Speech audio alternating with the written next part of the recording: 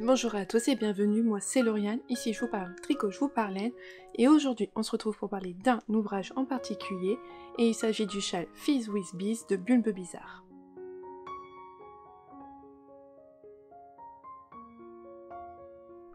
Donc Bulbe Bizarre c'est avant tout Pauline, qui teint de la laine depuis maintenant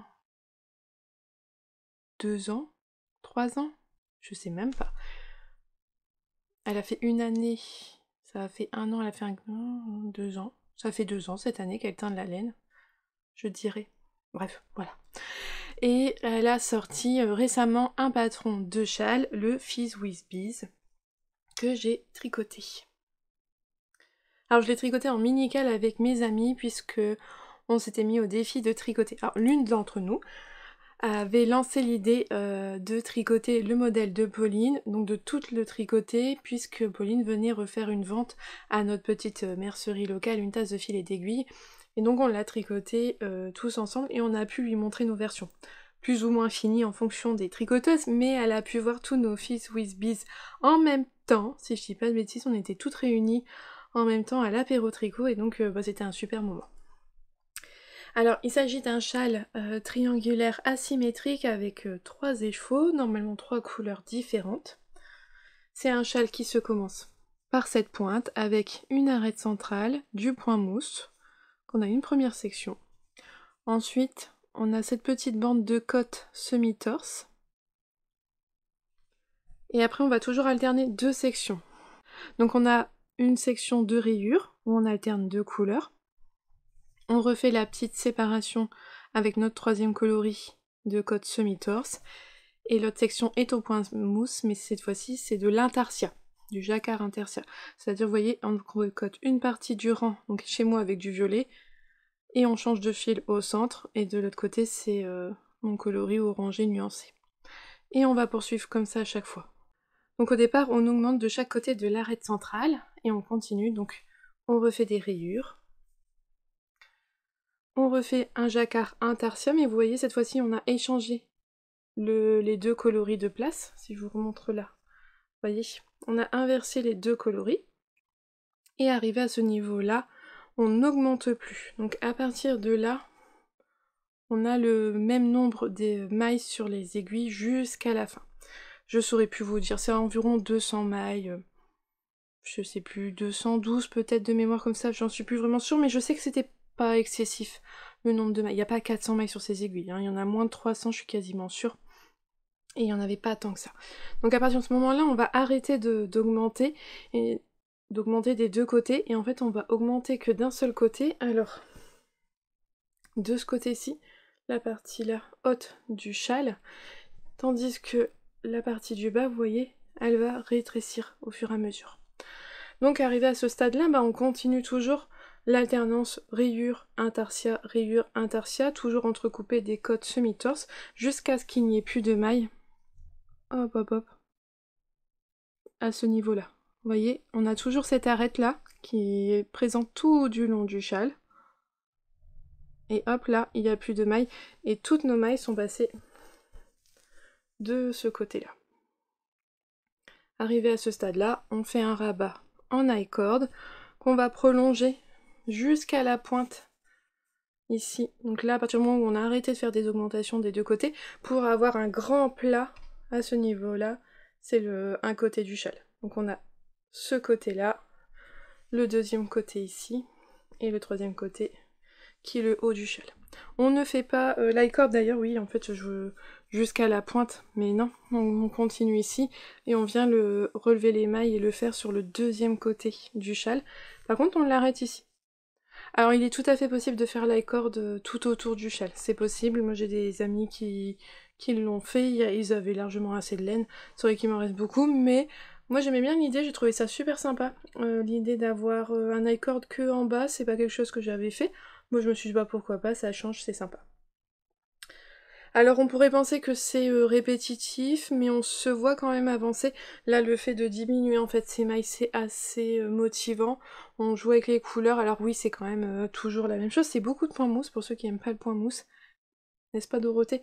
Là, il y en a beaucoup du point mousse. Moi, le point mousse, j'adore ça, ça me dérange pas. Donc oui, c'est un peu répétitif, mais on se voit quand même avancer, les sections sont pas trop longues, ça se fait quand même assez bien, on a toujours le même nombre de rangs. À partir du moment qu'on est arrivé à la pointe ici, on fera toujours le même nombre de rangs dans les sections, donc on peut facilement quand même se détacher du patron. Et donc vous pouvez le voir, l'intarsia, on va changer de côté à chaque fois, vous voyez. Mon violet il est là, il est passé de l'autre côté, il est revenu de ce côté-là, et il a été terminé là. Voilà. C'est vraiment pas compliqué. Alors, l'intarsia, c'était vraiment pas compliqué sur ce modèle-là. On a une diminution centrale à ce niveau-là.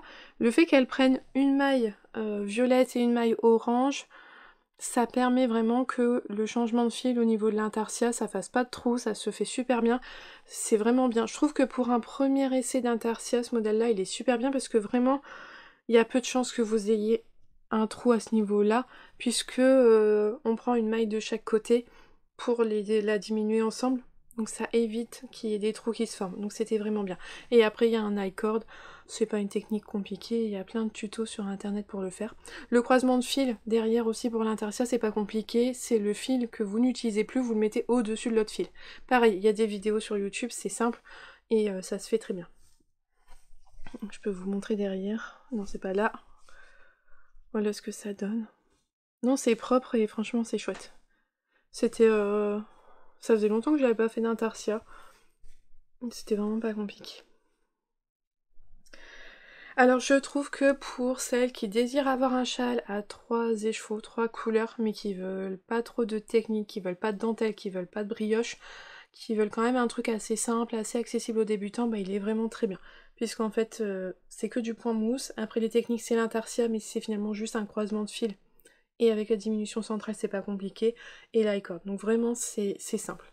C'est vraiment pas compliqué. Et si vous aimez pas les mailles torse, que vous aimez pas les faire à l'envers, parce que comme ça on a les retours, les mailles sur le rang endroit, c'est les mailles endroit qu'on fait torse. Sur le rang envers, c'est les mailles envers. Vous faites des cotes 1-1, puis c'est tout. Après, si vous aimez faire la brioche et que vous savez modifier, bah vous faites de la brioche à la place des cotes aussi. C'est tout à fait... Il y a plein de choses qui sont envisageables. Mais franchement, il est pas compliqué, il est très bien expliqué. Moi j'ai aimé le faire et vraiment voilà, pour un châle débutant à 3 écheveaux, parce qu'on veut pas trop de choses compliquées mais qu'on veut un grand châle qui enveloppe bien, je trouve qu'il est vraiment bien. Il est disponible en français. Tout est expliqué. Et puis ah ouais, Pauline, à chaque section, elle a réexpliqué ce qu'il fallait faire. C'est pas section par exemple 5, allez faire comme la section 2. Non, c'est à chaque section, elle redit ce qu'il faut faire. Les rangs de cote, elle redit à chaque fois. C'est vraiment pas compliqué, c'est bien expliqué. On a le compte de mailles à chaque section. Donc vraiment très bien fait. C'est la forme de châle que j'adore parce qu'il est très long. Je l'ai pas mesuré, hein, je mesure jamais. Il est très long sans qu'on ait énormément de mailles sur ses aiguilles, donc les rangs ne nous semblent pas interminables.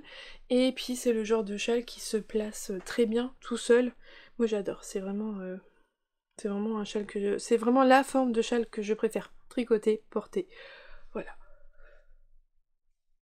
Et donc je l'ai tricoté avec les laines de Pauline parce que c'était son modèle, j'avais de quoi le faire avec ses laines, donc j'ai utilisé les laines de Pauline pour le faire. Donc le violet, c'était sur une base Stellina, c'est son coloris bougainvillier.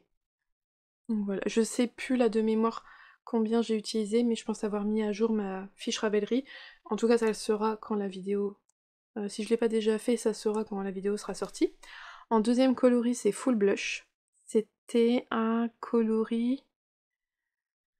Est-ce que c'était un coloris du calendrier de l'Avent, de son premier calendrier de l'Avent? Oh, je sais plus. Je crois qu'elle l'avait encore. Par exemple, à la vente, il me semble que c'était 2 coloris qu'on pouvait encore retrouver, qu'elle tient encore.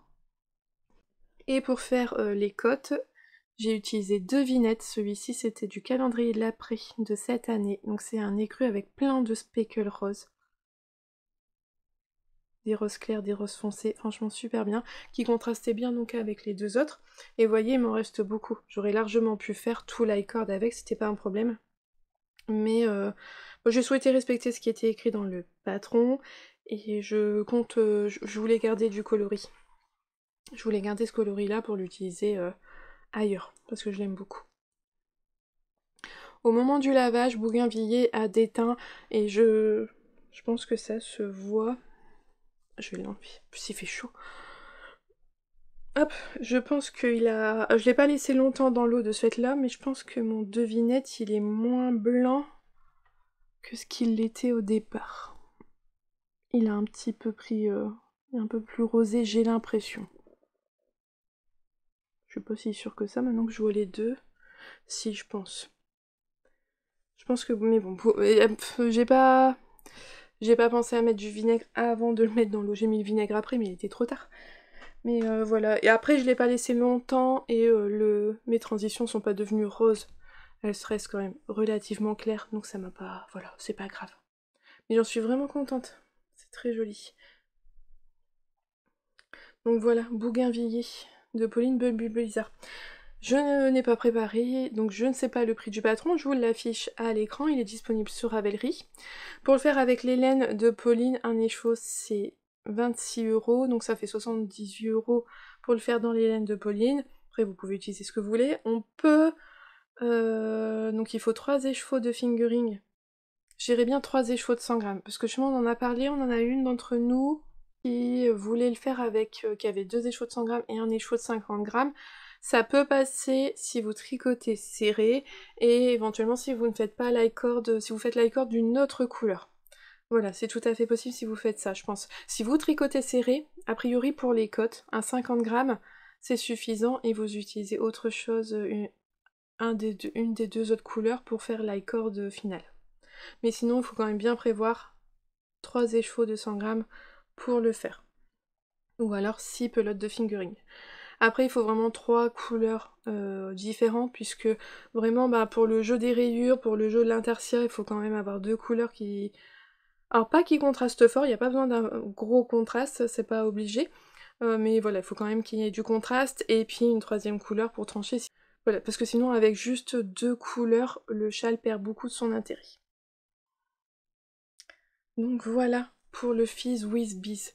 Donc vraiment un modèle pas compliqué, vraiment accessible aux débutants. Si vous avez envie de vous faire un grand châle doudou, un grand châle, vous voyez là, j'ai que la moitié.